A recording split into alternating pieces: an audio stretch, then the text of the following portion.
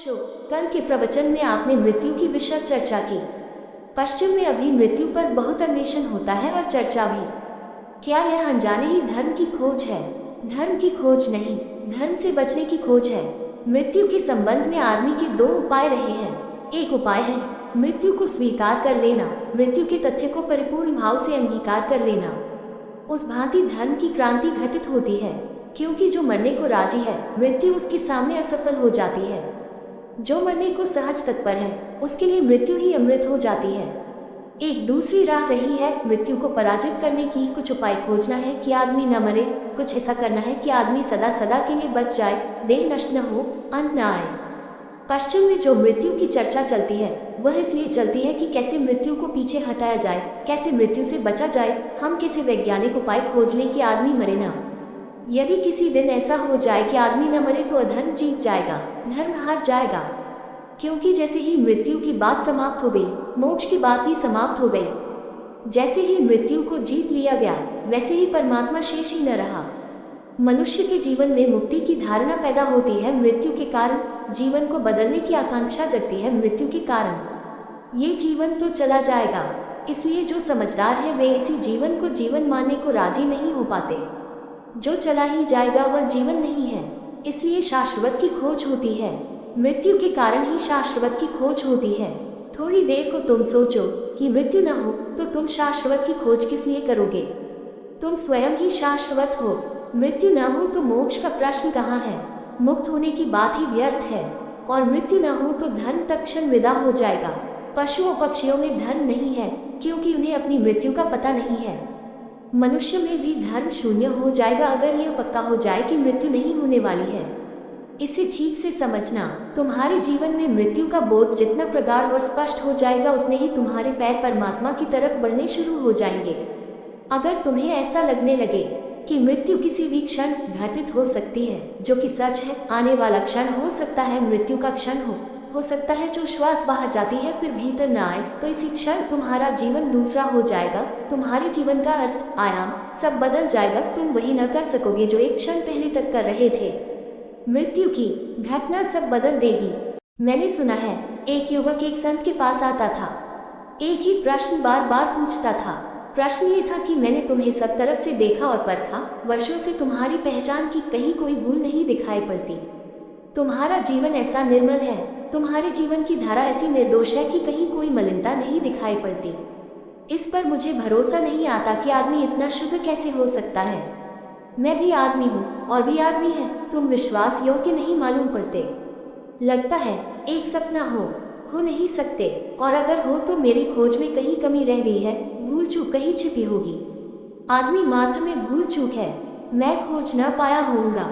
तुमने इस भांति ढांका होगा पट दर पट कि मैं उघार न पाता होऊंगा। मेरी खोजने की सामर्थ्य तुम्हारे छिपाने की सामर्थ्य से कम होगी, ऐसा संदेह मन में होता है।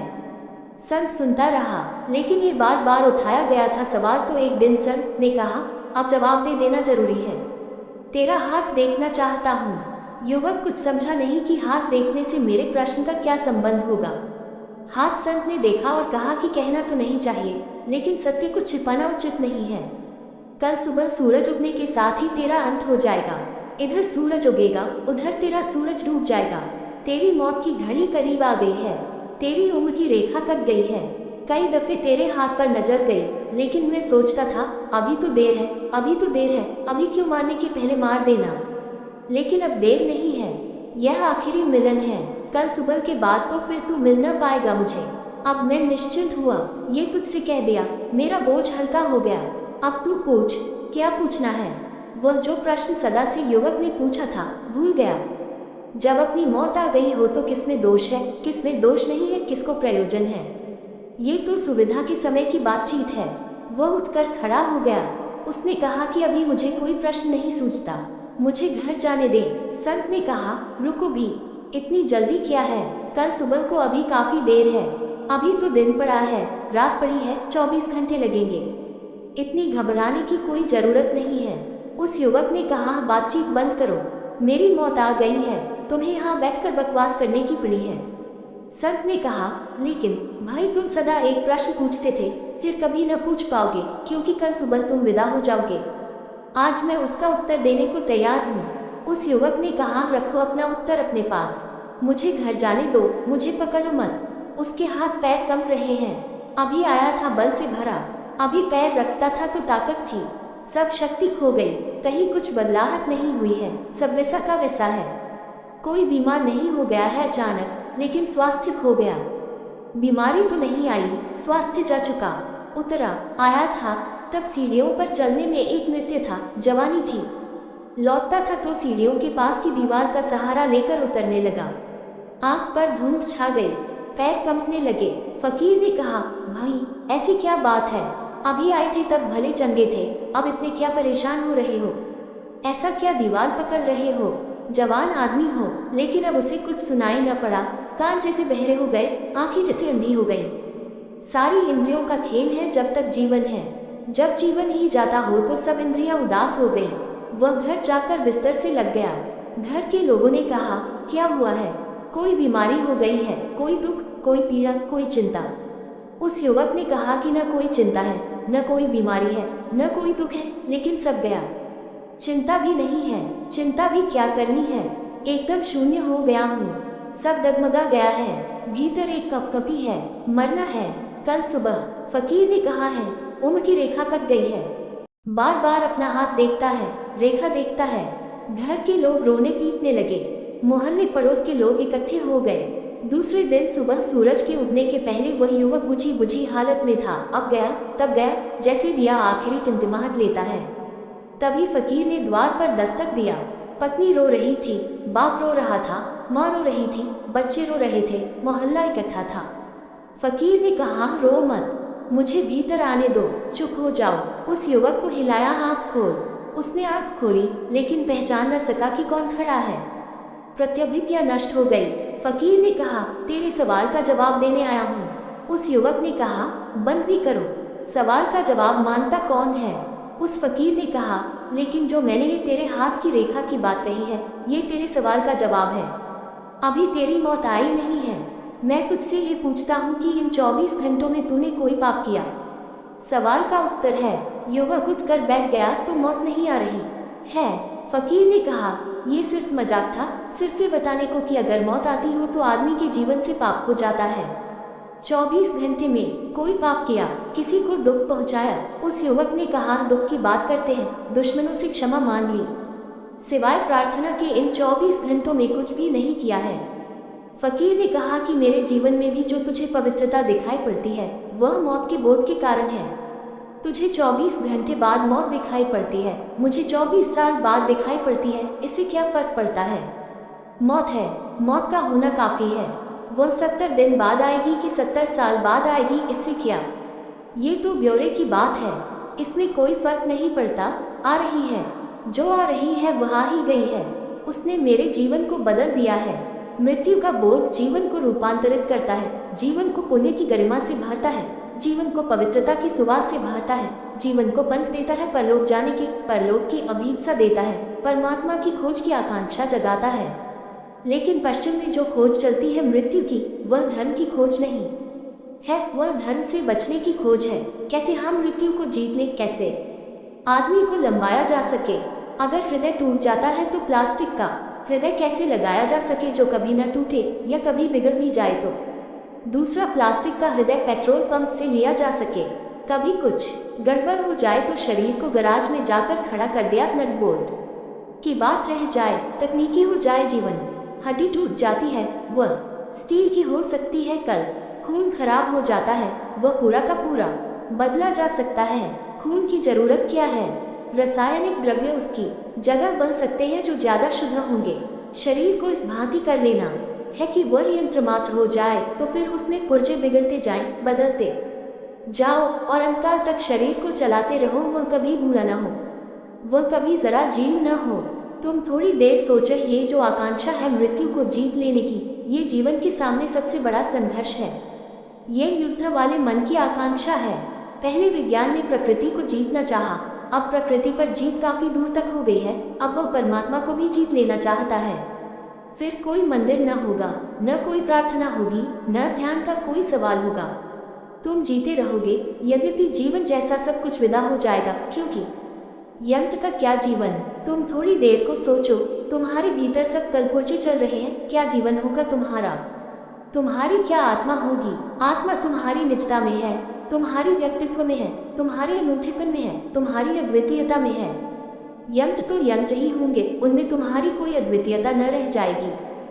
विज्ञान मृत्यु के संबंध में सोचता है, मृत्यु को जीतने को। धर्म मृत्यु के संबंध में असाचता है, मृत्यु को स्वीकार करने को। इनमें क्रांतिकारी फर्क है। धर्म कहता है, जो चाहे उसे स्वीकार कर लो, उससे लड़ना व्यर्थ है। अंश अंशी से लड़ेगा जो कैसे जीतेगा, खंड अखंड से लड़ेगा तो हार निश्चित है। और लड़ने में जो समय गया, शक्ति गई, वही समय और शक्ति तो जीवन के आनंद को भोगने में व्यतीत हो सकता था। तुम लड़ो ही मत, बहो। धर्म कहता है समर्पण, विज्ञान कहता है संघर्ष। मृत्यु के संबंध में भी दो ही दृष्टिकोण हैं, या तो संघर्ष या समर्पण। समर्पण ही द्वार है। अगर तुमने समर्पण किया तो मृत्यु जीत ली जाती है, बड़े गहरे अर्थों में। शरीर की मृत्यु नहीं जीती जाती, लेकिन आत्मा की मृत्यु जीत ली जाती है। शरीर तो मरेगा, मरना ही चाहिए, क्योंकि जीवन नित्य नूतन होता है। पुराने ही वृक्ष खड़े रहे तो नए वृक्षों के जन्म का उपाय न रह जाएगा। पुराने ही फूल पौधों पर लगे रहे तो नए फूल कहाँ अंकुरित होंगे, कैसे अंकुरित होंगे? पुराना ही बना रहे तो नए का आना बंद हो जाएगा। बूढ़े ही बचे रहे तो बच्चों का प्रवाह, बच्चों की धारा अवरुद्ध हो जाएगी। जीवन तो नित्य नया होता है। तुम जीवन के प्रति मोहग्रस्त मत बनो। यह आग्रह मत करो कि मैं इसी ढंग से बना रहूं जैसा हूँ। तुम परमात्मा को मौका दो कि वह तुम्हें नित्य नया करता जाए। मृत्यु तुम्हें नए करने की कोशिश है। मृत्यु दुश्मन नहीं है, मृत्यु मित्र है। मृत्यु तो तुम्हें बदलने का उपाय है। मृत्यु तुम्हें सतत प्रवाह में रखने का माध्यम है। तुम तो चाहोगे कि जड़ हो जाओ, बर्फ की तरह जम जाओ। मृत्यु तुम्हें पिघलाई जाती है, जलधार की तरह बहाई जाती है। मृत्यु साथी है, वह जीवन का दूसरा पैर है। जैसे पक्षी के दो पंख हैं, ऐसा जन्म और मृत्यु तुम्हारे दो पंख हैं। उन दोनों से ही तुम जीवन के आकाश में उड़ते हो। उनमें से एक पंख तुमने काट दिया तो ध्यान रखना, दूसरा पंख काम न आएगा। जिस दिन मनुष्य मृत्यु को जीत लेगा, जीत नहीं सकता, यह मैं जानता हूँ। ये सिर्फ मैं परिकल्पना की बात कह रहा हूँ, विज्ञान की। यदि मनुष्य मृत्यु को जीत लेगा, उसी दिन जीवन व्यर्थ हो जाएगा, उसी दिन जीवन में कोई सार न रह जाएगा। जिस दिन मनुष्य मृत्यु को जीत लेगा, उसी दिन तुम प्रार्थना करने लग पड़ोगे कि हम कैसे मरे, परमात्मा मृत्यु दे, क्योंकि तुम अटके रह जाओगे। तुम लंबे जियोगे, लेकिन तुम प्लास्टिक के हो जाओगे। तुम लंबे जियोगे, तुम्हारा हृदय धड़कता ही रहेगा, लेकिन वह लोहे का हृदय होगा, आदमी का नहीं। उसमें से परमात्मा का हाथ अलग हो जाएगा, उसमें आदमी का हाथ समाविष्ट हो जाएगा। तब तुम एक यंत्रवत हो रहोगे। लेकिन अगर तुम जीवन को ठीक से समझो तो तुम समझोगे कि मृत्यु अनिवार्य है। वह कोई दुर्घटना नहीं है। मृत्यु कोई दुर्घटना नहीं है। मृत्यु जीवन का अनिवार्य अंग है, अत्यंत अपरिहार्य है, होनी ही चाहिए, आवश्यक है, ताकि तुम्हारी देह बदल सके। तुम्हारे जरा जीर्ण वस्त्रों को तुम छोड़ दो, नए वस्त्र पहन लो। विज्ञान की चेष्टा ऐसी है जैसे भिखमंगे की चेष्टा है। उसके पास फटे पुराने कपड़े हैं, चित्रे हैं, वह उन्हीं में थैगड़े लगाया जाता है, मगर छोड़ता नहीं है। भिखमंगा है, उसे भरोसा भी नहीं है कि दूसरे वस्त्र मिल सकते हैं। सम्राट अपने वस्त्रों पर थैगड़े नहीं लगाता, वस्त्र इसके पहले कि पुराने हो छोड़ देता है, नए वस्त्र उपलब्ध हो जाते हैं। श्रेष्ठ और पिछड़ी आत्माएं, ऐसा कोई विभाजन है नहीं। एक विभाजन जरूर है, जागी और सोई। श्रेष्ठ और अश्रेष्ठ, ऐसा कोई विभाजन नहीं है। वह गलत, वे कोटियां ही गलत हैं। वे अहंकारियों ने बनाई हैं कोटियां। श्रेष्ठ आत्माएं यानी उसकी आत्माएं, और अश्रेष्ठ आत्माएं, पिछड़ी यानी दूसरों की आत्माएं। पुण्यात्माओं की आत्माएं श्रेष्ठ, क्योंकि उन्होंने धर्मशाला बनाए, मंदिर का दान दिया, अस्पताल खोला। और उनकी आत्माएं अश्रेष्ठ, जो अस्पतालों में भर्ती हैं, बीमारों की तरह पड़े हैं, स्कूलों में पढ़ रहे हैं, जिनको उन्होंने दान दिया, मंदिरों में पूजा कर रहे हैं, जिनको उन्होंने बनाया। अहंकारी का विभाजन है, श्रेष्ठ और अश्रेष्ठ। आत्माएं तो सभी श्रेष्ठ हैं। आत्मा का स्वभाव श्रेष्ठता है। कोई आत्मा निकृष्ट तो होती नहीं। कृत्य भला निकृष्ट हो तो भी आत्मा निकृष्ट नहीं होती।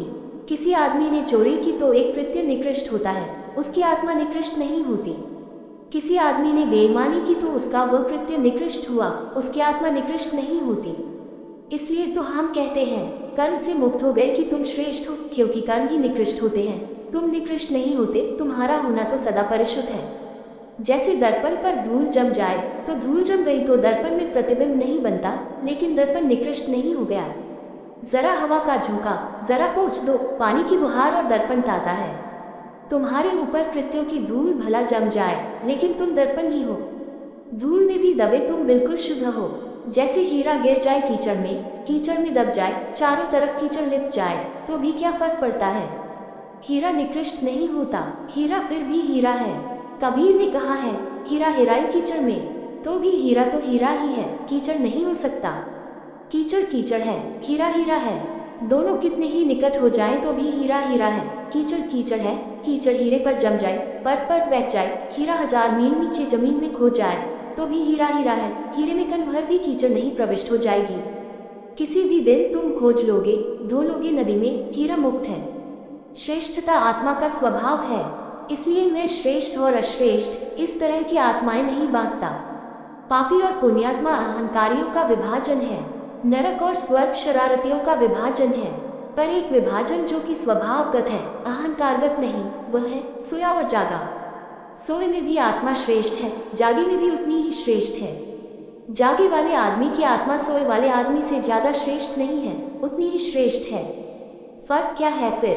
फर्क इतना है कि जागा हुआ जानता है कि मैं कौन हूँ, सोया हुआ सोया है और नहीं जानता कि मैं कौन हूँ। खजाना दोनों के पास बराबर है, एक को पता चल गया, एक को अभी पता नहीं है। खजाने में जरा भी फर्क नहीं है।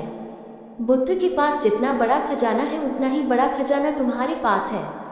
फर्क क्या है? खजाने में कोई भी फर्क नहीं है, कौड़ी का फर्क नहीं है। फर्क इतना है कि बुद्ध को अपना खजाना दिखाई पड़ गया, तुम आंखें बंद किए खड़े हो। तुम भिखमंगे बने हो, खजाना भीतर लिए हो, हाथ बाहर फैलाए खोज रहे हो। श्रेष्ठ श्रेष्ठ नहीं, श्रेष्ठता सभी का स्वभाव है, लेकिन तुम सोए हो सकते हो। जागना है, और जो जाग गया वह वही पा लेता है जो सोए में भी मिला था, लेकिन अब होश से पा लेता है। बस इतना ही फर्क है। बड़ा छोटा फर्क है, बड़ा भारी फर्क भी है। तो ये तो पूछो ही मत कि कौन श्रेष्ठ कौन अश्रेष्ठ, और पिछड़ी आत्माएं क्या करें। कोई पिछड़ी आत्मा नहीं है, बस दो तरह की आत्मा है, बुद्ध और अबुद्ध, सोई हुई जागी हुई। सोई हुई आत्माएं जागे और तो कुछ करने का नहीं है। इसे थोड़ा समझो, क्योंकि मौत तुम जिसे कहते हो वह भी तुम्हारी व्याख्या है। मौत शब्द में ही तुम्हारी व्याख्या छिपी है। द्वार पर कोई आता है जरूर, वह कौन है ये तुम्हारी व्याख्या पर निर्भर होगा। अगर तुम भयभीत हो तो मौत, अगर तुम निर्भय हो तो परमात्मा। ये तुम्हारी व्याख्या है। जो आता है तुम उसे थोड़े ही देखते हो, तुम्हारा मन तुम्हें जो दिखाता है तुम उसी को देखते हो। अगर तुम डर गए तो द्वार पर खड़ा हुआ दूल्हा मौत का है। अगर तुम न डरे, उठकर घोड़े पर सवार हो गए कि चलने को तैयार हो, अचानक दूल्हे का रूप खुल जाता है, रहस्य खुल जाता है। वह तुम्हारा प्रीतम है जिसकी प्रतीक्षा की थी। कभी वह जन्म की तरह आया था, तब भी तुम छुप गए, न देख पाए। अब मौत की तरह आया है, अब भी छुप जाओगे। फरीद कहता है, फरीदा अपने को धोखा मत दे देना, अब यह अवसर चूक न जाए। अब तो तू पहचान ही लेना कि कौन द्वार पर दस्तक दिया है। पश्चिम में भी मृत्यु का विचार चलता है, लेकिन वह विचार धर्म के लिए नहीं है। वह विचार इसलिए चलता है कि हम कैसे मनुष्य को अमर बना दें। और अमर होने की आकांक्षा किस लिए है? ताकि वासनाओं को हम अनंत तक भोग सकें। आखिर अमर होने की क्या आकांक्षा हो सकती है? क्या करोगे? 70 साल जीते हो, 700 साल जियोगे, क्या करोगे? 7000 साल जियोगे, क्या करोगे? वही करोगे न जो 70 साल जी कर किया था, उसी को बार बार करोगे, उसको ही दोहराते जाओगे, गाड़ी के चाक की तरह घूमते रहोगे। करोगे क्या? वही पद, वही धन, वही वासना, उसी को दोहराओगे। आदमी अमर क्यों होना चाहता है? क्योंकि जीवन छोटा मालूम पड़ता है और वासनाएं इतनी बड़ी मालूम पड़ती हैं कि पूरी नहीं होती। जीवन छोटा पड़ता है, वासनाएं बहुत हैं, अरबों खरबों रुपये जमा करने हैं, बड़े पदों पर पहुंचना है, सारे साम्राज्य को निर्मित करना है, अनंत आकांक्षाएं हैं और जीवन थोड़ा है, यह अड़चन है। इसलिए आदमी अमरता चाहता है। कहीं कोई मिल जाए अमृत, कहीं कोई मिल जाए पारस, पत्थर की छूते ही आदमी अमर हो जाए, बस फिर कोई दिक्कत नहीं है। फिर कितनी ही हो वासनाएं, सभी को पूरा करके रहेंगे। लेकिन वासनाओं का स्वभाव दुष्पूर है। वासनाएं इसलिए पूरी नहीं होती कि तुम्हारा जीवन छोटा है, यह मत समझना। वासनाएं इसलिए पूरी नहीं होती कि पूरा होना उनका स्वभाव नहीं है। यही धार्मिक और अधार्मिक व्यक्ति की दृष्टि का भेद है। अधार्मिक आदमी कहता है जीवन छोटा है, आया गया, 70 साल में चुक जाता है। 20-25 साल तक तो होश ही नहीं रहता, बचपन में गुजर गए, लड़कपन में गुजर गए। 20 साल आदमी सोता है, 60 साल में वे ऐसे ही गुजर जाते हैं। फिर खाना है, पीना है, काम करना है, नौकरी चाकरी, इस सब में वक्त व्यतीत हो जाता है। बचता क्या है? अगर 70 साल में बहुत खोजबीन करो तो भोगने लायक समय क्या बचता है? साल 2 साल, बहुत साल। 2 साल में इतनी वासनाएं पूरी कैसे होंगी? नहीं, जीवन छोटा है, वासनाएं ज्यादा है। लेकिन धार्मिक व्यक्ति कहता है यह नहीं है बात, वासनाओं का स्वभाव दुष्पूर है। ययाति की बड़ी प्रसिद्ध कथा है। वह मरने के करीब हुआ, वह 100 साल का हो गया था। मृत्यु लेने आई, ययाति गिड़गिड़ाने लगा। वह बड़ा सम्राट था, मृत्यु को भी दया आ गई। वह आदमी बड़ा बलशाली था और आज ऐसे दुर्दिन में रोने लगा, छोटे बच्चों की तरह चीखने चिल्लाने लगा और मृत्यु के पैर पकड़ने लगा। वही उसने भूल की जो फरीद बचाना चाहता है कि फरीद अपने को धोखा मत देना। ययाति ने फिर धोखा दे दिया। ययाति उठकर खड़ा न हो सका, गिड़गिड़ाने लगा। वह कहने लगा मुझे छोड़ दो, अभी तो कुछ भी पूरा नहीं हुआ, अभी तो एक भी वासना पूरी नहीं हुई और तुम लेने आ गए। अन्याय मत करो, ये दिन तो ऐसे ही बीत गए बेहोशी में। 100 साल मुझे और मिल जाएं बस, तो अब मैं चूकूंगा नहीं, भोग ही लूंगा। 100 साल बाद तुम आ जाना, तुम मुझे तैयार पाओगी। पर मौत ने कहा किसी को ले जाना पड़ेगा, खाली हाथ जाने का कोई उपाय नहीं है। तू अपने बेटों में से किसी को राजी कर ले। 100 बेटे थे ययाति के, 100 साल जी चुका था, सैकड़ों रानियां थीं। मौत ने तो इसलिए कहा क्योंकि यह तो तरकीब थी मौत की कि कोई बेटा कहीं जाने को राजी हुआ है। जब बाप तक मरने को राजी नहीं तो बेटा कैसे राजी होगा? 100 साल का बूढ़ा मरने को राजी नहीं तो 30-25-40 साल का जवान कैसे मरने को राजी होगा? जब इसकी वासनाएं पूरी नहीं हुई तो 40-50 साल के आदमी की वासनाएं अभी कहाँ पूरी हुई होंगी? ये तो तरकीब थी, ये तो होशियारी थी मौत की, ये तो सिर्फ न कहने का एक कुशल ढंग था, ये तो राजनीति थी। ययाति ने अपने लड़कों को बुला लिया। बड़े लड़कों ने तो ध्यान ही न दिया, वे तो चुपचाप बैठे रहे। उन्होंने तो सिर भी न हिलाया क्योंकि वे भी जीवन के अनुभव से अनुभवी हो गए थे। उन्होंने भी कहा ये भी बूढ़ा क्या बातें कर रहा है, तुम मरना नहीं चाहते, हमें मारना चाहते हो। जब तुम्हारी इच्छाएं पूरी नहीं हुई हो तो हमारी कहाँ से पूरी हो जाएंगी? हम तो तुमसे कम ही जिए हैं, तुमने तो सब भोग लिया। तुम हटो तो सिंहासन खाली हो तो हम भी थोड़ा भोग सकें। तुम हमें हटाने की कोशिश कर रहे हो, ये तो जरूरत से ज़्यादा बात हो गई। बाप मरे, ये तो नैसर्गिक नियम है। बाप के पहले बेटा मरे और वह भी बाप मान गए, ये भी कोई बाप हुआ? और बाप कहे कि तू मर जा, ऐसे बाप के लिए कौन मरने को राजी होगा? बड़े लड़के तो चुप रहे, लेकिन एक छोटा लड़का जिसकी उम्र कुल 18-19 साल थी, अभी कली खिली भी न थी, अभी जवान ही हो रहा था, अभी मूंछ की रेखाएं आनी शुरू हुई थी, वह उठकर पास आ गया और उसने कहा कि मैं तैयार हूँ। ययाति भी चौंका। वह बेटा उसे बहुत प्यारा था, लेकिन अपने से ज़्यादा प्यारा तो बेटा भी नहीं होता। अपनी जान जाती हो तो पति भी प्यारा नहीं, पत्नी भी प्यारी नहीं, बेटा भी प्यारा नहीं। उपनिषद कहते हैं आदमी दूसरों को भी अपने लिए प्रेम करता है। ये तो सुविधा होती है तब की बातें हैं प्रेम। अब यहाँ जहाँ मौत का सवाल हो तो तुम अपने को बचाओगे कि बेटे को बचाओगे? ययाति को दुख तो हुआ लेकिन मजबूरी थी। उसने कहा क्षमा कर, लेकिन मेरा रहना जरूरी है। मौत हैरान हुई। मौत ने उस बेटे के कान में कहा ना समझ, तेरा बाप मरने को तैयार नहीं, तू मरने को तैयार है। उस बेटे ने कहा बाप को न मरते देखकर ही मैं तैयार हो गया कि जब 100 साल में भी इच्छाएं पूरी नहीं होती तो मैं भी क्या कर लूँगा। 80 साल और गंवाने से क्या फ़ायदा है? 80 साल बाद तुम आओगे, मृत्यु के देवता आओगे जरूर, तब 80 साल और यहाँ तुम्हारी राह देखने की क्या ज़रूरत है? निपटारा ही करो, बात खत्म ही करो। और बाप की भी इच्छाएं अभी पूरी नहीं हुई, इससे साफ है कि इच्छाएं पूरी नहीं होती। नहीं तो मेरे पिता को क्या कमी थी? हजारों रानियां हैं, धन संपत्ति है, बड़ा साम्राज्य है, जगत में कीर्ति है। क्या था उसे जो उपलब्ध नहीं था? जो भोगने को शेष रह गया हो सब उसने भोग लिया है, लेकिन लगता है भोग का कभी अंत नहीं होता। तुम मुझे ले चलो, मैं तो पिता को तैयार न देखकर ही तैयार हो गया हूँ। बात ही खत्म हो गई। अब इसी मूर्ता में मैं क्यों पड़ूं? मौत ने मजबूरी में वचन दे दिया। ययाति के बेटे को ले जाना पड़ा। 100 साल ययाति जिंदा रहा, फिर मौत आई, लेकिन 100 साल भूल ही गया, बात ही भूल गया था। 100 साल इतना लंबा वक्त है, कौन याद रखता है? 100 साल बाद मौत आई, फिर गिड़गिड़ाने लगा। कथा बड़ी अद्भुत है। फिर रोने लगा और कहने लगा, मैं तो भूल ही गया, भोग नहीं पाया, सब अधूरा रह गया। ऐसे मौत 10 बार आई, हर बात ययाति के एक बेटे को ले गई। 11वीं बार आई तब भी ययाति गिड़गिड़ा रहा था। मौत ने कहा, कुछ तो सोचो, तुम्हारी वासनाएं कभी पूरी होंगी। तब उसे होश आया, ये भी जल्दी आ गया, 1000 ही साल में आ गया। तुम तो न मालूम कितने 1000 साल से जी रहे हो, पर हर बार मौत आती है और तुम फिर भूल जाते हो। एक शरीर ले जाती है, तुम्हें दूसरा शरीर मिल जाता है, तुम उस शरीर में फिर बेहोश हो जाते हो। ययाति ने एक वचन लिखा जाते वक्त आने वाली संतति के लिए कि कितना ही भोगो, भोगने से नहीं भोगे जाते। कितना ही भोगो, भोगों का कोई अंत नहीं है। तृष्णा दुष्पुर है, वासना पूरी नहीं होती। समय का सवाल नहीं है, वासना का स्वभाव पूरा होना नहीं है। ये ययाति की कथा तो काल्पनिक है, लेकिन इससे ज्यादा सत्य कथा तुम कहाँ पाओगे? यही तो सबकी कथा है। तो एक तो रास्ता है जो विज्ञान को, साधारण बुद्धि को समझ में आता है कि जीवन को बढ़ा लो तो वासनाओं को पूरा करने का काफी समय मिल जाएगा। लेकिन धर्म कहता है, कितना ही समय हो, वासना पूरी नहीं होती, क्योंकि वासना का स्वभाव पूरा होना नहीं है। तुमने कभी वासना पर विचार किया? तुम्हारे पास 10,000 रुपये हैं, 10 लाख की वासना है।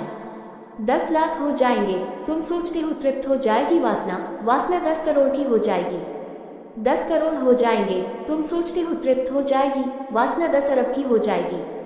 संख्या तो सदा आगे शेष रहेगी, 10 का अनुपात कायम रहेगा। 10 रुपये थे तो 100 रुपये की आकांक्षा थी, 10,000 थे तो लाख की थी, लाख थे तो 10 लाख की थी, लेकिन 10 का अनुपात कायम रहेगा। तुम जितना आगे बढ़ते हो, वासना क्षितिज की भांति उतनी ही आगे बढ़ जाती है। जैसे आकाश छूता हुआ दिखाई पड़ता है पृथ्वी को, कहीं छूता नहीं, बढ़ते जाओ, दिखता है ये रहा, 2-4-10 मील चलने की बात है, पहुंच जाएंगे उस जगह जहां आकाश पृथ्वी को छूता है। तुम कभी न पहुंचोगे, तुम पूरी पृथ्वी के हजारों चक्कर लगा लो, आकाश कहीं छूता नहीं, सिर्फ छूता मालूम होता है। वासना कभी तृप्त नहीं होती, सिर्फ दूर तृप्त होती मालूम होती है। वह मृग मरीचिका है। विज्ञान कहता है समय को बढ़ा लो, धर्म कहता है समझ को जगा लो। विज्ञान कहता है उम्र लंबी हो, सब ठीक हो जाएगा। धर्म कहता है बोध गहरा हो, सब ठीक हो जाएगा। वासना समय की लंबाई से न कटेगी, बोध की गहराई से कटेगी। पूरब भी मृत्यु पर विचार करता है, कारण बड़े अलग हैं। तुम्हें जगाने को, चौंकाने को मृत्यु की बात करता है कि तुम होश में आ जाओ। शायद मृत्यु का ख्याल तुम्हें जगा दे, तिल मिला दे। पश्चिम मृत्यु का विचार करता है ताकि तुम्हें और गहरी नींद में सुला दे, ताकि तुम फिक्र ही छोड़ दो, ताकि ये बुद्ध, महावीर, फरीदों की बात सुनने की जरूरत ही न रह जाए, ये सब पागल सिद्ध हो जाएं। ये चिल्ला चिल्ला कर कहते हैं जीवन क्षणभंगुर है। विज्ञान चेष्टा कर रहा है कि सिद्ध कर दे कि जीवन क्षणभंगुर नहीं है। ये चिल्ला चिल्ला कर कहते हैं कि इस जीवन में वासना तृप्त न होगी। विज्ञान चाहता है सिद्ध कर दे कि हम तुम्हें इतना अनंत जीवन देते हैं कि कैसी भी वासना तृप्त करनी हो कर लो। विज्ञान की लड़ाई बहुत गहरे में धर्म से है। विज्ञान कभी ऐसा कर न पाएगा। हो सकता है जीवन लंबा जाए, 70 साल की जगह आदमी 700 साल जीने लगे। मेरे हिसाब में तो ये 700 साल जीने से आदमी की वासना पूरी तो होगी नहीं। बुद्ध और फरीद के वचन ज्यादा सही मालूम होने लगेंगे। इसलिए मैं भयभीत नहीं हूँ इससे कि विज्ञान जो कर रहा है वह नहीं करना चाहिए।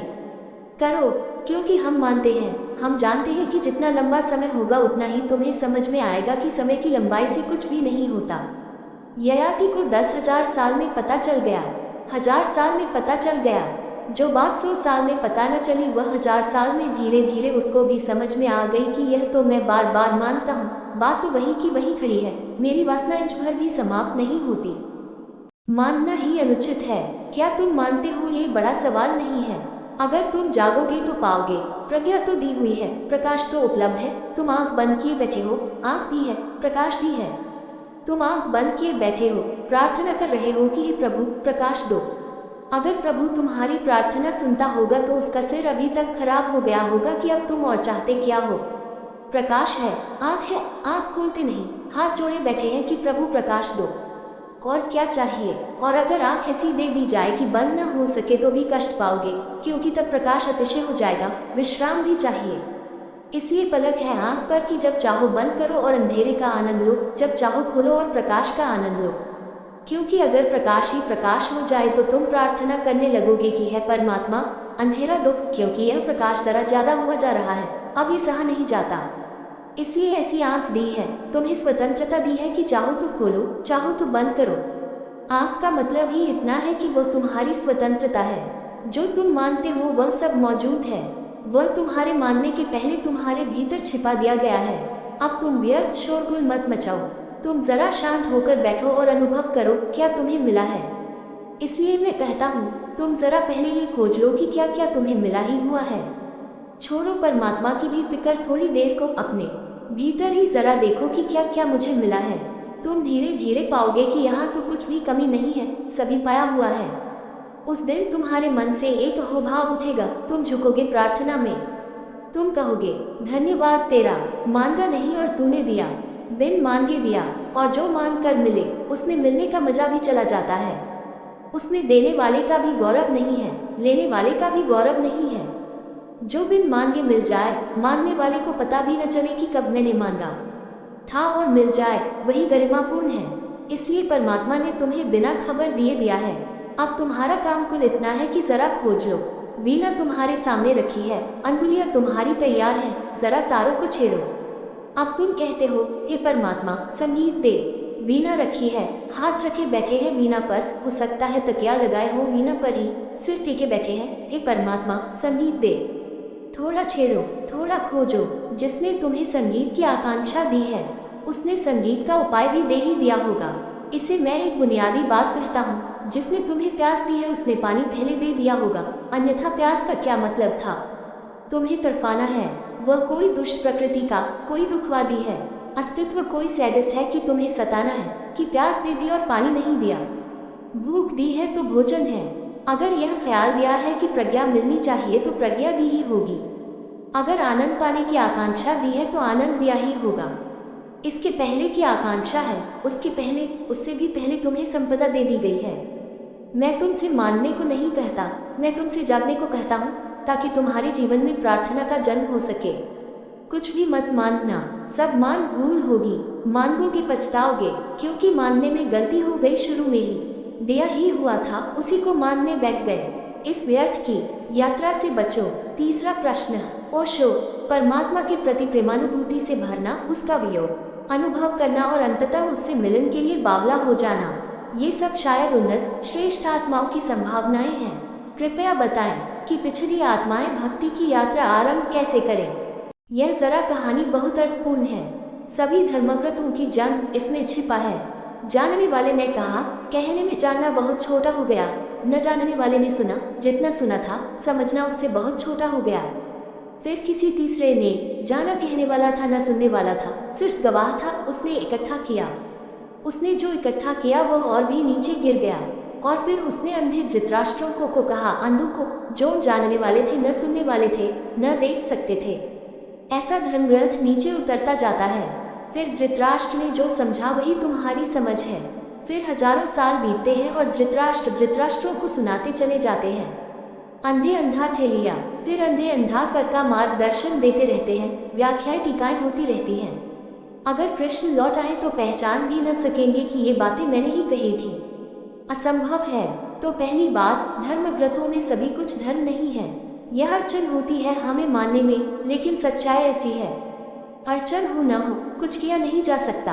अगर वेदों में धर्म खोजना हो तो 1% भी मिल जाए तो बहुत, 99% कचरा है।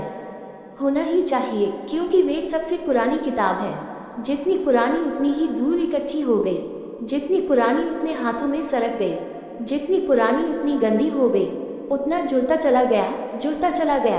कौन रोकेगा, किसको रोकेगा। हजारों साल तक वेद तो सिर्फ कंठस्थ थे, लिखे नहीं गए थे। जब कंठस्थ थे तो बड़ा मजा था, कंठ की बात थी, अपना अपना जोड़ था। इसलिए वेदों की कई प्रतियां हैं, कई धन हैं। कुछ सूत्र एक में मिलते हैं, कुछ सूत्र दूसरे में मिलते हैं, कुछ सूत्र कहीं नहीं मिलते। वेद के कई पाठ हैं, हर घर घराने का अपना वेद था। उसी तरह तो चतुर्वेदी, त्रिवेदी, द्विवेदी पैदा हुए। जिनको चारों वेद कंठस्थ थे, जिनके परिवार में, वे चतुर्वेदी। जिनके घर में 3 वेद कंठस्थ थे, वे त्रिवेदी। जिनके घर में 2 वेद कंठस्थ थे, वे द्विवेदी। फिर वेद लिखे गए। जो चीज़ कही जाती है उसमें और लिखने में बड़ा फर्क पड़ जाता है।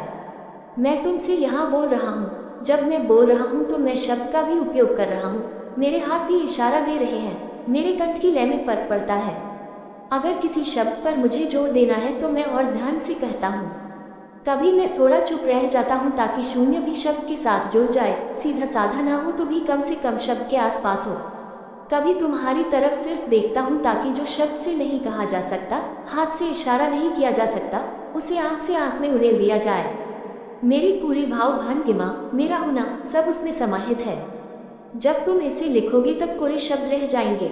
उन शब्दों में कोई हाथ हिलकर तुम्हें इशारा न करेंगे, कोई आंखें उन शब्दों से तुम्हें झांकेंगी नहीं।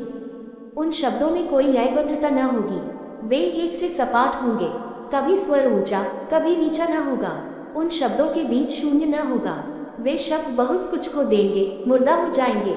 अभी जीवित हैं, यही होंगे शब्द, लेकिन मुर्दा हो जाएंगे। यहाँ जब तुम मुझे सुनते हो, जब यहाँ तुम मेरे निकट हो तो सुनते वक्त तुम चुप हो गए होते हो। जब तुम पढ़ोगे इन्हीं शब्दों को, चुप होने की जरूरत न होगी। कारण, जब तुम मुझे सुन रहे हो, अगर तुम चुप न हुए, एक शब्द भी चुप गया तो दोबारा सुनने का कोई उपाय नहीं है। गया तुम्हें तत्पर होना होगा। तुम ध्यानस्थ हो जाओगे। तुम एक एक शब्द को पकड़ोगे कि कहीं कोई चूक न जाए, क्योंकि एक शब्द चूका तो श्रृंखला बिगड़ जाएगी, फिर आगे का तुम न समझ पाओगे। लेकिन किताब पढ़ने में क्या ध्यान देने की जरूरत है?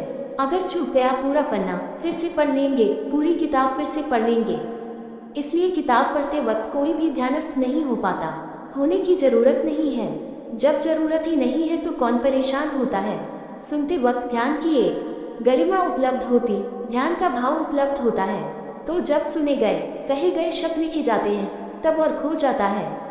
फिर जो लिखते हैं वे अपना जोड़ जाते हैं, शायद हित के लिए ही जोड़ते हों। उनको लगता है इससे लाभ होगा, कुछ छोड़ देते हैं, उनको लगता है इससे हानि होगी। शुभेच्छा से ही करते हैं। जब भारत आज़ाद होने के करीब हुआ तो गांधी ने एक लेख लिखा कि खजुराहो, कोणार्क और पुरी के मंदिरों को मिट्टी से ढांक कर दबा देना चाहिए, क्योंकि इनमें अश्लील प्रतिमाएं हैं। ये गांधी के मन में विचार तो बहुत पुराना था। 1920 से उनके मन में ये ख्याल था कि जब शक्ति हाथ में आए तो ये होना चाहिए। शुभेच्छा से, यद्यपि शुभेच्छा अज्ञानपूर्ण है, क्योंकि जिन्होंने खजुराहो के मंदिर बनाए थे उन्होंने किसी विज्ञान को मंदिर के पत्थरों में खोदा है, पूरा तंत्र खोदा है। अश्लील नहीं है वे मंदिर, अश्लील तुम्हें दिखते होंगे क्योंकि तुम्हारी धारणाएं बहुत कुंठित और गंदी हैं। मंदिरों का अश्लील होने से कोई लेना देना नहीं है।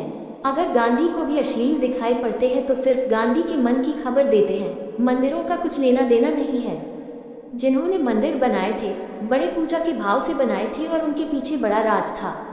खजुराहो की एक एक मूर्ति पर ध्यान करने से तुम्हारे मन की कामवासना क्षीण हो जाती है। हाँ, ऐसे ही तुम देखने वाले की तरह पहुंच गए। देखने वालों के लिए वे मंदिर बनाए न गए थे कि दिन भर के लिए गए। पूरे खजुराहो के 30-32 मंदिर देख डाले, बैठे अपनी बस में और लौट आए तो तुम्हें और ज्यादा परेशान कर जाएंगे, तुम्हारे भीतर वासना को जगा देंगे। वे मंदिर थे ध्यानियों के लिए, वे सभी के लिए उपलब्ध न थे। वे उनके लिए थे जिनको गुरु कहता कि जाओ और मंदिर की इन प्रतिमाओं पर, इन मुद्राओं पर बैठकर चित्त को एकाग्र करो। जिस व्यक्ति के मन में काम वासना की जो वृत्ति बहुत प्रबल होती, उसी तरह की प्रतिमा पर उसे ध्यान करने भेजा जाता। उस प्रतिमा पर ध्यान करते करते जो उसके भीतर अचेतन में दबा है वह उभर कर चेतन में आ जाता। सारा मनोविश्लेषण इतना ही है कि जो तुम्हारे भीतर दबा है वह उभर कर बाहर आ जाए। उसी का प्रतिबिंब सामने बनाया गया था। इसलिए खजुराहो में ऐसी प्रतिमाएं भी हैं कि जो भरोसे के योग्य नहीं हैं। विचार, जिनको कुछ पता नहीं है तंत्र का, वे कहते हैं कि ये तो बिल्कुल ही अनर्गल है, ऐसा तो होता ही नहीं है। जैसे शीर्षासन करते हुए दो स्त्री पुरुष संभोग कर रहे हैं, ऐसा कहीं होता है? यह कोई आसान है, यह कोई ध्यान है, किसके लिए ये बनाया गया होगा? ऐसा होता नहीं है, लेकिन इस तरह के स्वप्न होते हैं। ऐसा वस्तुतः नहीं होता, लेकिन इस तरह के विकार मन में होते हैं। तुमने स्वप्न में तो इस तरह की मुद्राएं ली है काम वासना की, जो कि तुम यथार्थ में पूरा न कर सकोगे। खजुराहो के मंदिर पर तुम्हारा एक एक स्वप्न खुदा है। मैंने एक एक मूर्ति बहुत गौर से देखी है और मैंने पाया कि खजुराहो में जो है उससे ज्यादा मनुष्य के स्वप्न में कभी भी नहीं हुआ। मनुष्यों के सपनों में जो भी हुआ है उस सबके प्रतीक खजुराहो की मूर्तियों में खुदे हैं। तो वे प्रत्येक व्यक्ति के भीतर छिपी हुई वासना और विकृतियों को बाहर लाने के उपाय हैं। गांधी ने कहा, इनको दबा दो, इनको मिट्टी में ढांक दो, कभी किसी विशेष व्यक्ति को दिखाना हो, कोई सम्राट आए, कोई राष्ट्रपति आए तो मिट्टी हटवा दी, साफ करवा दिया, अन्यथा आम जनता को देखने की बात नहीं है। जैसे कि राष्ट्रपति आम जनता नहीं है, आम जनता से भी आम, गए बीतों से गए बीते, क्योंकि नेता होने के लिए अनुयायियों से भी बदतर होना जरूरी है, नहीं तो तुमको नेता कौन बनाएगा। रविंद्रनाथ ने विरोध किया कि इस तरह की कल्पना मत बांधी जाए, ये मंदिर ढांके न जाएं। हालांकि उनके बचाव का कारण भी दूसरा था, वह भी ज्ञानपूर्ण नहीं था बहुत। उनका कारण यह था कि प्रतिमाएं बहुत सुंदर हैं, अनूठी हैं, सौंदर्य के प्रतीक हैं, इनको मिट्टी में न दबाया जाए। दबाने वाला भी गलत था, बचाने वाला भी गलत था, क्योंकि न तो इन प्रतिमाओं का सौंदर्य से कुछ लेना देना है, न इन प्रतिमाओं का अश्लीलता से कुछ लेना देना है, न तो ये लोगों के लिए सौंदर्य भाव जन्मे इसलिए बनाई गई थी, और न इसलिए बनाई गई थी कि लोगों में अश्लीलता जन्मे। ये तो बनाई गई थी तंत्र की विधियों की तरह, ताकि लोग काम वासना से मुक्त हो जाएं। लेकिन दोनों की शुभेच्छा है। फिर शास्त्र में जुड़ना शुरू होता है। शुभेच्छु लोग हेर फेर करते हैं, बदलाहट करते हैं, कुछ जोड़ते हैं, कुछ घटाते हैं, विकृति इकट्ठी होती चली जाती है। तो धर्मशास्त्र में सभी कुछ धर्म नहीं है। अगर धर्मशास्त्रों में 1% धर्म भी मिल जाए तो बड़ी असंभव घटना है, क्योंकि कितने हजारों साल से कितने हजारों लोगों ने जोड़ा है, उसका आज हिसाब लगाना मुश्किल है। ऐसा ही समझो कि जैसे गंगा निकलती है गंगोत्री में तो जरा सा झरना निकलता है, फिर तुम उसी गंगा को देखो सागर में गिरते वक्त कैसी विराट हो जाती है। यह इतनी विराट गंगा नहीं हो गई है, इसमें जो करोड़ों करोड़ों झरने आकर मिल गए हैं, दूसरी दुनिया मिल गई है, नाले मिल गए हैं, नालियां मिल गई हैं, उन सब का परिणाम है। अगर वेद का मूल खोजा जाए तो गंगोत्री में मिलेगा, जरा सा झरना होगा लेकिन शुद्ध स्फटिक होगा। इसलिए तो गंगोत्री की यात्रा का मूल्य है, वह प्रतीक यात्रा है।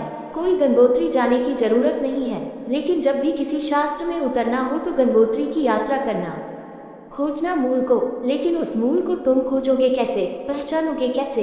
अगर तुम्हें अपना मूल मिल जाए तो पहचान लोगे, नहीं तो न पहचान सकोगे। जिसने स्वयं के शास्त्र को पढ़ लिया उसके लिए ही शास्त्र सुगम होता है।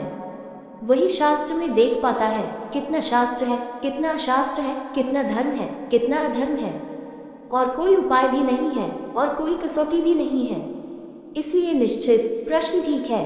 धर्म ग्रंथों में भी ऐसी प्रार्थनाएं हैं जिनमें मान है, और मान का तो प्रार्थना से कोई भी संबंध नहीं हो सकता। इसलिए जहाँ जहाँ मान हो समझना कि मानने वालों ने जोड़ दिया है। ज्ञानी मानता नहीं, ज्ञानी धन्यवाद देता है। इतना मिला ही हुआ है पहले से ही कि अब और क्या मानना। मानने को कुछ बचा ही नहीं है। जो दिया है वह इतना अनंत है कि उसमें मानकर और जोड़ने का सवाल नहीं है। बिन मांगे इतना मिला है कि अब मानकर और अपनी दीनता प्रकट करनी है, अपनी मूर्खता प्रकट करनी है। कबीर ने कहा है, बिन मांगे मोती मिले, मांगे मिले न चूम। मान कर तो रोटी भी नहीं मिलती, आटा भी नहीं मिलता, और बिना मांगे मोतियों की वर्षा होती है। ये प्रार्थना के लिए कहा है। मांगोगे कुछ न पाओगे, क्योंकि तुम मांगोगे भी कचरा ही। मांगोगे क्या कि 2 साल और जिंदा रह जाएं, कि जरा लड़की का विवाह हो जाए। मांगोगे क्या कि 3 लड़कियां हैं, 1 लड़का और हो जाए। मांगोगे क्या कि इंस्पेक्टर हैं, जरा और ऊपर चले जाएं। स्कूल में मास्टर हैं, हेड मास्टर हो जाएं। मांगोगे क्या 1 रुपये के 2 रुपये हो जाएं। तुम्हारी मांग भी तो तुम्हारी ही मांग होगी, तुम मांगोगे भी तो शुद्ध नहीं। प्रार्थना मांग नहीं है, प्रार्थना चुप हो जाना है। प्रार्थना उसके द्वार पर अहोभाव से सिर को झुका देना है, उसे धन्यवाद देना है कि तूने बिना मांगे इतना दिया, और हम धन्यवाद देने की योग्य भी नहीं। हम किस मुंह से तुझे धन्यवाद दे, हमारी उतनी भी तो कोई अर्जित संपदा नहीं है। हम बस आनंद से नाच सके, यही तेरी प्रार्थना हो सकती है। और बिन मांगे मोती मिले, और तब तुम्हारे चारों तरफ और भी मोतियों की वर्षा होने लगेगी। तुम्हारा धन्य भाव, तुम्हारा अहोभाव और बढ़ता जाएगा। निश्चित ही मानना बुरा है। तब सवाल उठ सकता है कि क्या प्रभु से प्रकाश और प्रज्ञा मांगना भी अनुचित है? मानना ही अनुचित है। क्या तुम मानते हो? ये बड़ा सवाल नहीं है। अगर तुम जागोगे तो पाओगे। प्रज्ञा तो दी हुई है, प्रकाश तो उपलब्ध है। तुम आंख बंद किए बैठे हो, आंख भी है, प्रकाश भी है। तुम आंख बंद किए बैठे हो, प्रार्थना कर रहे हो कि हे प्रभु प्रकाश दो। अगर प्रभु तुम्हारी प्रार्थना सुनता होगा तो उसका सिर अभी तक खराब हो गया होगा कि अब तुम और चाहते क्या हो। प्रकाश है, आंख खोलते नहीं, हाथ जोड़े बैठे हैं कि प्रभु प्रकाश दो। और क्या चाहिए? और अगर आंख ऐसी दे दी जाए कि बंद न हो सके तो भी कष्ट पाओगे, क्योंकि तब प्रकाश अतिशय हो जाएगा। विश्राम भी चाहिए, इसलिए पलक है आंख पर कि जब चाहो बंद करो और अंधेरे का आनंद लो, जब चाहो खोलो और प्रकाश का आनंद लो। क्योंकि अगर प्रकाश ही प्रकाश हो जाए तो तुम प्रार्थना करने लगोगे कि है परमात्मा अंधेरा दो, क्योंकि यह प्रकाश जरा ज्यादा हुआ जा रहा है, अब ये सहा नहीं जाता। इसलिए ऐसी आंख दी है, तुम्हें स्वतंत्रता दी है कि चाहो तो खोलो, चाहो तो बंद करो। आंख का मतलब ही इतना है कि वह तुम्हारी स्वतंत्रता है। जो तुम मानते हो वह सब मौजूद है, वह तुम्हारे मानने के पहले तुम्हारे भीतर छिपा दिया गया है। अब तुम व्यर्थ शोरगुल मत मचाओ, तुम जरा शांत होकर बैठो और अनुभव करो क्या तुम्हें मिला है। इसलिए मैं कहता हूँ तुम जरा पहले ये खोज लो कि क्या क्या तुम्हें मिला ही हुआ है। छोड़ो परमात्मा की भी फिक्र, थोड़ी देर को अपने भीतर ही जरा देखो कि क्या क्या मुझे मिला है। तुम धीरे धीरे पाओगे कि यहाँ तो कुछ भी कमी नहीं है, सभी पाया हुआ है। उस दिन तुम्हारे मन से एक अहोभाव उठेगा, तुम झुकोगे प्रार्थना में, तुम कहोगे धन्यवाद तेरा, मांगा नहीं और तूने दिया, बिन मांगे दिया, और जो मांग कर मिले उसमें मिलने का मजा भी चला जाता है। उसमें देने वाले का भी गौरव नहीं है, लेने वाले का भी गौरव नहीं है। जो बिन मांगे मिल जाए, मांगने वाले को पता भी न चले कि कब मैंने मांगा था और मिल जाए, वही गरिमापूर्ण है। इसलिए परमात्मा ने तुम्हें बिना खबर दिए दिया है। अब तुम्हारा काम कुल इतना है कि जरा खोज लो। वीणा तुम्हारे सामने रखी है, अंगुलियां तुम्हारी तैयार हैं, जरा तारों को छेड़ो। अब तुम कहते हो हे परमात्मा संगीत दे। वीणा रखी है, हाथ रखे बैठे हैं वीणा पर, हो सकता है तकिया लगाए हो वीणा पर ही, सिर टिके बैठे हैं, हे परमात्मा संगीत दे। थोड़ा छेड़ो, थोड़ा खोजो। जिसने तुम्हें संगीत की आकांक्षा दी है उसने संगीत का उपाय भी दे ही दिया होगा। इसे मैं एक बुनियादी बात कहता हूँ, जिसने तुम्हें प्यास दी है उसने पानी पहले दे दिया होगा, अन्यथा प्यास का क्या मतलब था? तुम्हें तड़फाना है, वह कोई दुष्ट प्रकृति का, कोई दुखवादी है। अस्तित्व कोई सैडिस्ट है कि तुम्हें सताना है कि प्यास दे दी और पानी नहीं दिया। भूख दी है तो भोजन है। अगर यह ख्याल दिया है कि प्रज्ञा मिलनी चाहिए तो प्रज्ञा दी ही होगी। अगर आनंद पाने की आकांक्षा दी है तो आनंद दिया ही होगा। इसके पहले की आकांक्षा है, उसके पहले, उससे भी पहले तुम्हें संपदा दे दी गई है। मैं तुमसे मानने को नहीं कहता, मैं तुमसे जागने को कहता हूँ, ताकि तुम्हारे जीवन में प्रार्थना का जन्म हो सके।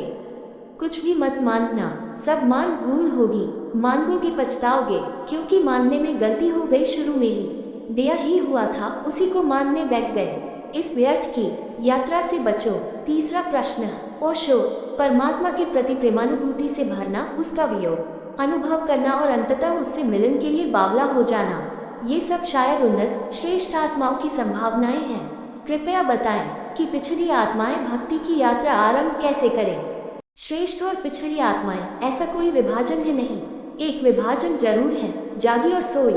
श्रेष्ठ और अश्रेष्ठ, ऐसा कोई विभाजन नहीं है, वह गलत, वे कोटियां ही गलत हैं। वे अहंकारियों ने बनाई हैं कोटियां। श्रेष्ठ आत्माएं यानी उसकी आत्माएं, और अश्रेष्ठ आत्माएं पिछड़ी यानी दूसरों की आत्माएं। पुण्यात्माओं की आत्माएं श्रेष्ठ, क्योंकि उन्होंने धर्मशाला बनाए, मंदिर का दान दिया, अस्पताल खोला। और उनकी आत्माएं अश्रेष्ठ, जो अस्पतालों में भर्ती हैं, बीमारों की तरह पड़े हैं, स्कूलों में पढ़ रहे हैं, जिनको उन्होंने दान दिया, मंदिरों में पूजा कर रहे हैं, जिनको उन्होंने बनाया। अहंकारी का विभाजन है श्रेष्ठ और अश्रेष्ठ। आत्माएं तो सभी श्रेष्ठ हैं। आत्मा का स्वभाव श्रेष्ठता है। कोई आत्मा निकृष्ट तो होती नहीं। कृत्य भला निकृष्ट हो तो भी आत्मा निकृष्ट नहीं होती। किसी आदमी ने चोरी की तो एक कृत्य निकृष्ट होता है, उसकी आत्मा निकृष्ट नहीं होती। किसी आदमी ने बेईमानी की तो उसका वह कृत्य निकृष्ट हुआ, उसकी आत्मा निकृष्ट नहीं होती। इसलिए तो हम कहते हैं कर्म से मुक्त हो गए कि तुम श्रेष्ठ हो, क्योंकि कर्म ही निकृष्ट होते हैं। तुम निकृष्ट नहीं होते, तुम्हारा होना तो सदा परिशुद्ध है। जैसे दर्पण पर धूल जम जाए तो धूल जम गई तो दर्पण में प्रतिबिंब नहीं बनता, लेकिन दर्पण निकृष्ट नहीं हो गया। जरा हवा का झोंका, जरा पोंछ दो, पानी की बुहार और दर्पण ताज़ा है। तुम्हारे ऊपर कृत्यों की धूल भला जम जाए, लेकिन तुम दर्पण ही हो। धूल में भी दबे तुम बिल्कुल शुद्ध हो। जैसे हीरा गिर जाए कीचड़ में दब जाए, चारों तरफ कीचड़ लिप जाए, तो भी क्या फर्क पड़ता है? हीरा निकृष्ट नहीं होता, हीरा फिर भी हीरा है। कबीर ने कहा है, हीरा हेराई कीचड़ में, तो भी हीरा तो हीरा ही है, कीचड़ नहीं हो सकता। कीचड़ कीचड़ है, हीरा हीरा है। दोनों कितने ही निकट हो जाएं तो भी हीरा हीरा है। कीचड़ कीचड़ है, कीचड़ हीरे पर जम जाए, पर बैठ जाए, हीरा 1000 मील नीचे जमीन में खो जाए तो भी हीरा हीरा है। हीरे में कण भर भी कीचड़ नहीं प्रविष्ट हो जाएगी। किसी भी दिन तुम खोज लोगे, धो लोगे नदी में, हीरा मुक्त है। श्रेष्ठता आत्मा का स्वभाव है, इसलिए मैं श्रेष्ठ और अश्रेष्ठ इस तरह की आत्माएं नहीं बांटता। पापी और पुण्यात्मा अहंकारियों का विभाजन है, नरक और स्वर्ग शरारतियों का विभाजन है, पर एक विभाजन जो कि स्वभावगत है, अहंकारगत नहीं, वह है सोया और जागा। सोए में भी आत्मा श्रेष्ठ है, जागे में भी उतनी ही श्रेष्ठ है। जागे वाले आदमी की आत्मा सोए वाले आदमी से ज्यादा श्रेष्ठ नहीं है, उतनी ही श्रेष्ठ है। फर्क क्या है फिर?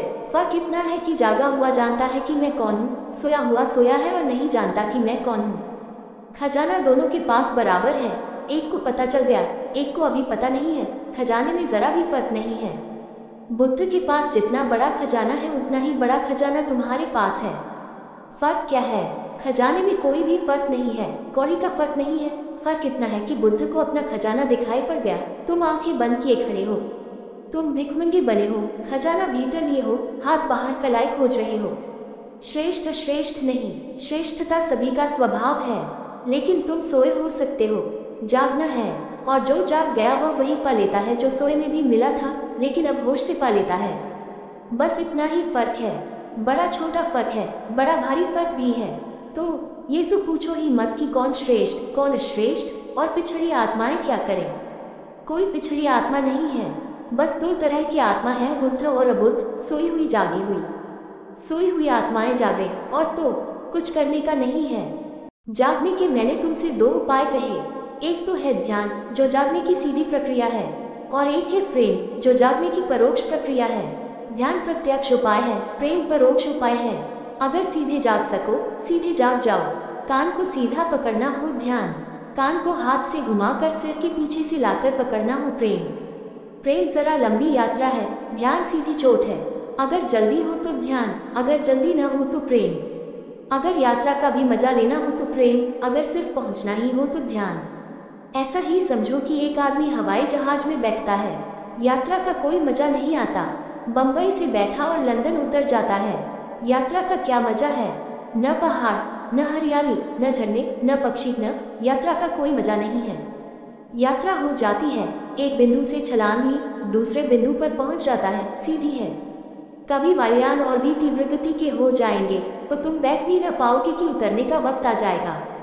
तुम संभाल कर बैग पट्टी बांधोगे और परिचारिकाएं घोषणाएं करेगी कि अब बस बैग पट्टी खोलिए, उतरने का वक्त आ गया।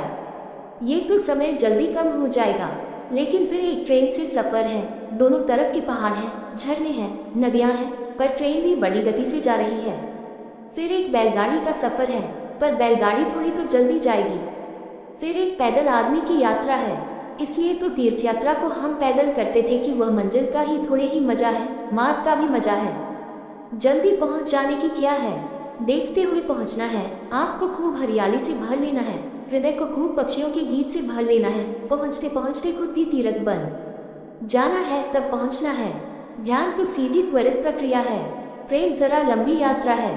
इसलिए मैंने कहा कि ध्यान प्रत्यक्ष प्रेम परोक्ष। मगर प्रेम जल्दी में भी नहीं है, क्योंकि प्रेम कहता है जो मजा इंतजारी में है, जो मजा प्रतीक्षा में है, वह मिलन में भी कहाँ।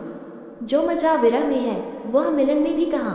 प्रेम की कीमिया अलग है, वह कहती है चलेंगे, नाचते हुए चलेंगे, थोड़ी देर से पहुँचेंगे माना, लेकिन जो मजा नाचते हुए चलने में है वह पहुँच जाने में कहाँ। और एकदम से पहुँच भी गए, उसका भी क्या अर्थ है। नाचते हुए पहुँचेंगे, प्रेम मार्ग को भी मूल्य देता है। ध्यान सिर्फ सिद्धि है, वह मार्ग की बिल्कुल फिक्र नहीं है, वह एक छलांग है। प्रेम बड़ा क्रमिक है, ध्यान बड़ा त्वरित है। जागने के दो उपाय हैं, जो जिसको रुचे, जिसको जैसा रुचे, वह रुचि की बात है। उसमें भी ध्यान रखना कि कोई श्रेष्ठ और अश्रेष्ठ नहीं है, रुचि की बात है। किसी को गुलाब का फूल रुचता है तो इसमें कोई अश्रेष्ठ नहीं हो गया है, श्रेष्ठ भी नहीं हो गया है। किसी को चमेली में ही मजा आता है तो इसमें कोई अश्रेष्ठ श्रेष्ठ नहीं है। कोई कमल का दीवाना है, ये रुझान है, ये रुचियां हैं, इसमें कोई नीचा ऊंचा नहीं होता। तुम यह नहीं कह सकते कि अरे तुम गुलाब के, मैं कमल का भक्त हूँ, कमल कितना बड़ा, गुलाब इतना सा। तुम अभी गुलाब में ही अटके हो, गुलाब और कमल से कोई लेना देना नहीं है। वह गुलाब वाला कहेगा कि तुमने क्या बकवास लगा रखी है, कहाँ गुलाब की कोमलता, कहाँ गुलाब की गंध। होगा कमल बड़ा, लेकिन विस्तार से क्या लेना देना है, कहाँ गुलाब की गहराई। राजा तो गुलाब है, मगर इसमें कोई झगड़ा नहीं है। जब भी हम कहते हैं रुझान, तो उसका मतलब यह है कि व्यक्तिगत रुचि की बात है। तो दो रुचियां हो सकती हैं। ध्यान किसी को जल्दी पहुंचना है, यात्रा का कोई प्रयोजन नहीं है, मंजिल। ठीक, किसी को धीरे धीरे जाना है, पदयात्रा करनी है, बिल्कुल ठीक। नदी नालों में स्नान करने हैं, झरनों से मुलाकात करनी है, पर्वतों से मिलना है, पहुंचेंगे। उसके लिए प्रेम। जागने के ये दो उपाय हैं, और आत्माएं दो तरह की हैं, जागी हुई, गैर जागी हुई। न तो गैर जागी हुई आत्मा जागी हुई आत्मा से निकृष्ट है, न श्रेष्ठ है, दोनों बिल्कुल समान हैं। एक को पता है, एक को पता नहीं है, लेकिन ये भी तुम्हारी मौज है। अगर तुमको अपना खजाना खोए रखना है, विस्मरण रखना है, अगर यही तुमने तय किया है तो कुछ हर्जा नहीं है। कौन ऊपर तुम्हें थोपने को है कि तुम जागोगी। पर इतना ही मेरा कहना है कि अगर सोते भी हो तो मर्जी से सो। फिर सोने की पीड़ा मत लो, फिर चिल्लाओ मत, दुखी मत हो कि मैं सो क्यों रहा हूँ। फिर सोने का ही आनंद लो। विस्मरण का भी सुख हो सकता है, लेकिन वह भी होशपूर्वक हो। अगर खजाने को नहीं देखना है तो वह भी होशपूर्वक हो कि अभी जल्दी नहीं है, अभी नहीं देखना है। पता तो है कि यह रहा खजाना पीछे, पर अभी थोड़े दिन भीख मांगने का मजा लेना है।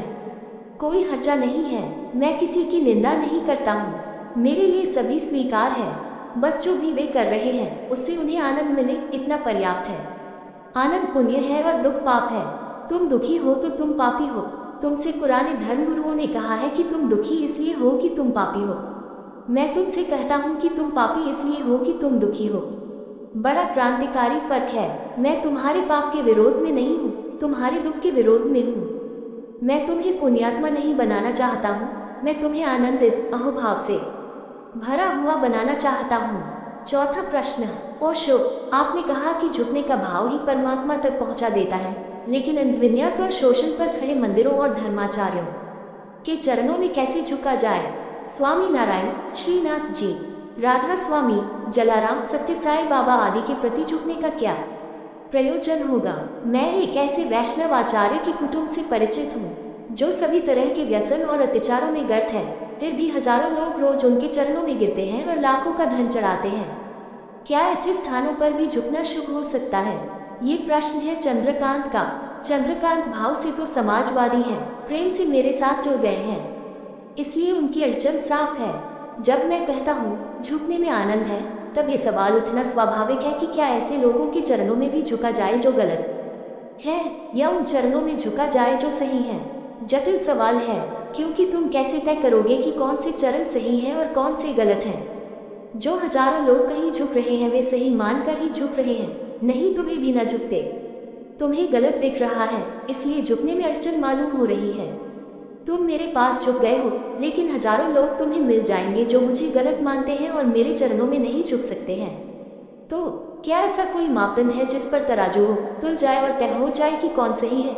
एक दफे तय हो जाए, सब वही झुक जाए, या तय हो जाए कि कौन गलत है? ये तो असंभव है, ये तय हो नहीं सकता। इसके तय होने का कोई उपाय नहीं है। मनुष्य इतना रहस्यपूर्ण है कि कोई कसौटी उसे कस नहीं पाती। वह सोने की तरह उथला नहीं है कि कस लिया और पता चल गया। फिर एक को जो व्यसन मालूम पड़ता है, दूसरे को व्यसन न मालूम पड़े। मैं एक अघोरपंथी सन्यासी को जानता हूँ जो शराब पीने में अति कुशल है और जिनकी जिंदगी करीब करीब प्रार्थना में नहीं, वेश्याओं का नृत्य देखने में गुजरी।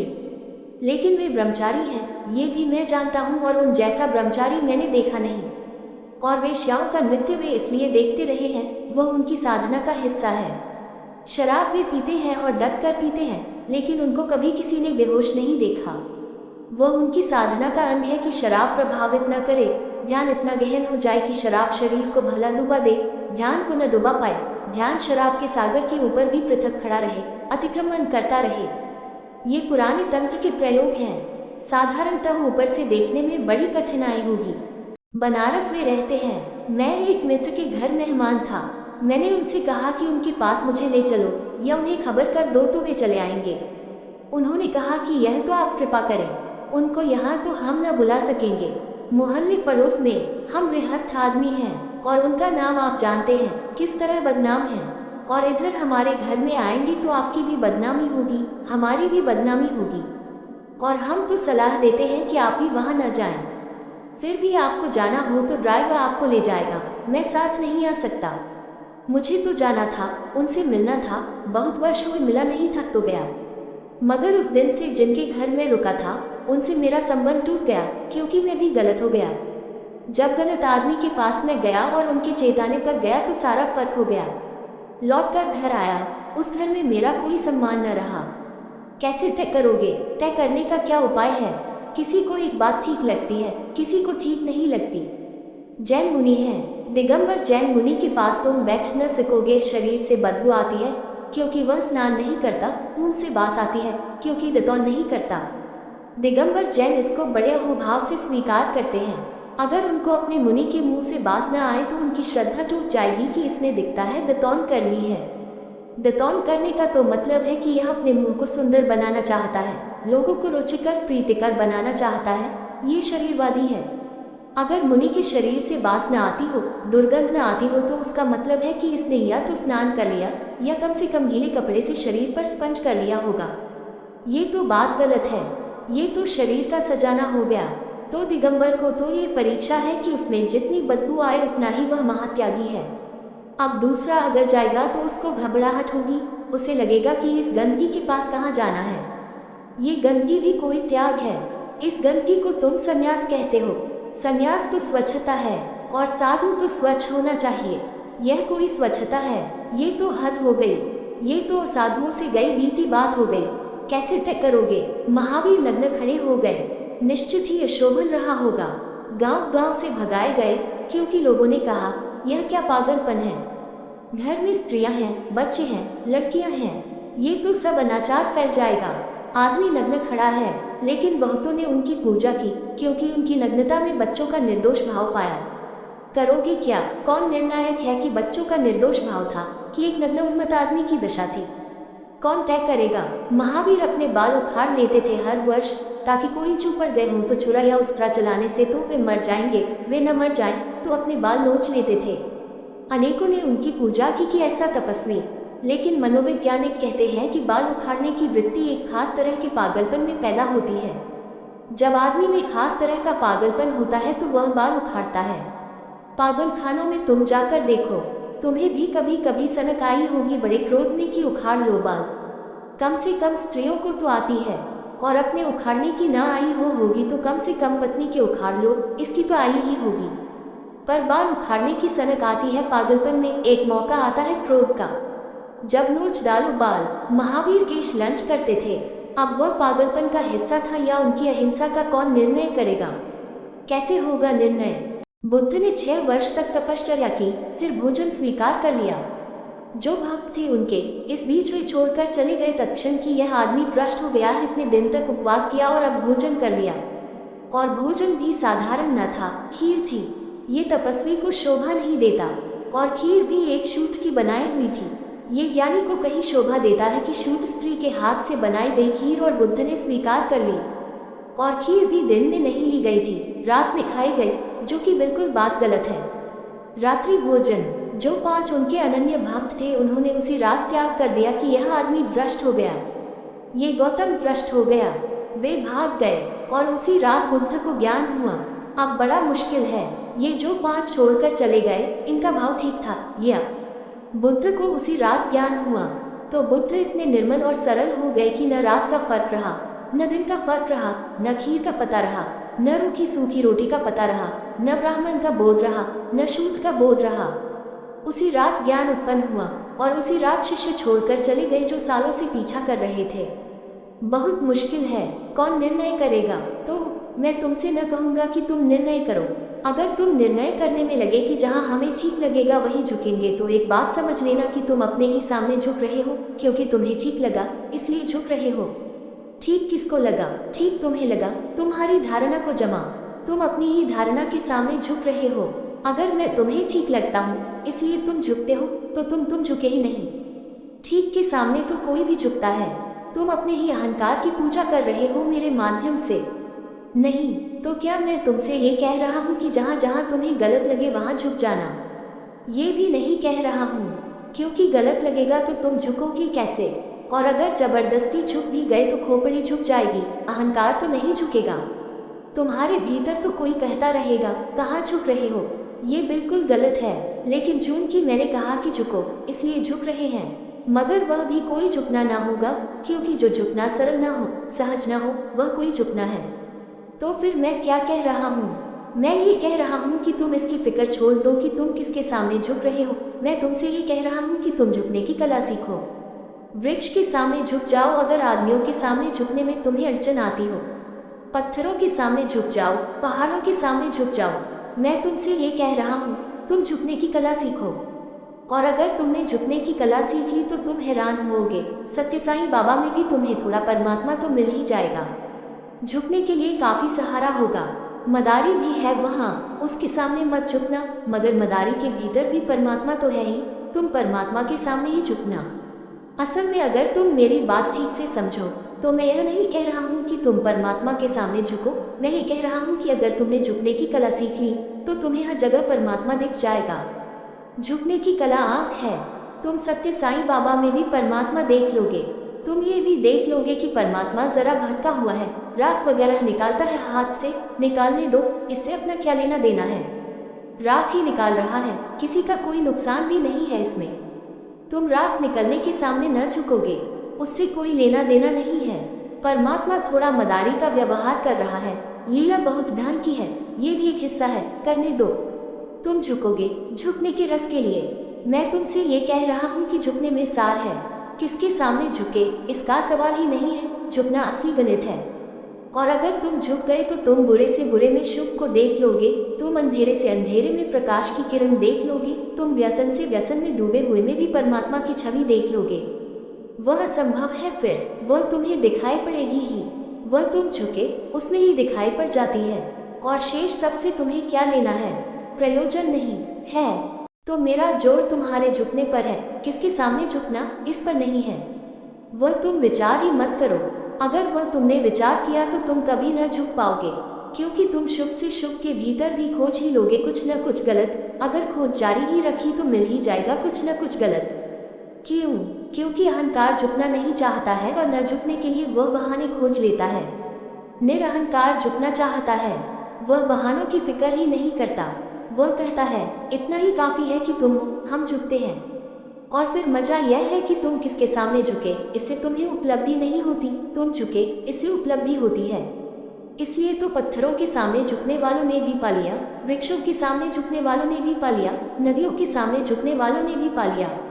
नदियाँ क्या देंगी खाक, गंगा क्या दे सकती है, पहाड़ पत्थर क्या देंगे, काशी काबा क्या देंगे, लेकिन मिला है बहुत लोगों को, इसमें कोई शक नहीं है। वह जो मिला है वह उनको झुकने से मिला है। ये तो बहाने हैं, खूंटियाँ हैं। कोई भी खूंटी काम दे जाती है। तुम्हें कोट टांगना हो तो तुम इसकी बहुत फिक्र नहीं करते कि खूंटी सोने की है कि लकड़ी की है। खूंटी नहीं भी मिली तो खीली पर टांग देते हो, खीली नहीं मिलती तो दरवाजे पर ही टांग देते हो। कोट टांगना है तो सोने की और लोहे की कौन फिक्र करता है। तुम झुकना सीखो। मैं तुमसे ये थोड़ा ही कह रहा हूँ कि तुम खोज खोज कर सत्य साईं बाबा, जलाराम इत्यादि को जाकर झुको। मैं तुमसे कह रहा हूँ तुम झुकने की कला सीखो। इतने सत्य साईं बाबा घूम रहे हैं, इन्हीं के सामने झुकने लगो। राह पर चलते अजनबी के सामने झुको, घर आए मेहमान के सामने झुको, अपने बच्चे के सामने झुको, अपनी पत्नी के सामने झुको। झुकना सीखो। तुम झुकने में पारंगत हो जाओ और तुम पाओगे कि तुम्हें सब तरफ से परमात्मा की झलक आने लगी। तब सत्य साईं बाबा भी ज़्यादा अड़चन न दे सकेंगे, उनमें भी तुम्हें परमात्मा दिखाई पड़ जाएगा। परमात्मा तो है ही, थोड़े उल्टे सीधे खेल में लगा होगा। ये परमात्मा जाने तुम्हें क्या लेना देना है। तुम तो धन्यवाद दोगे कि तुमने हमें एक मौका दिया झुकने का, धन्यवाद। हम अपनी राह चले।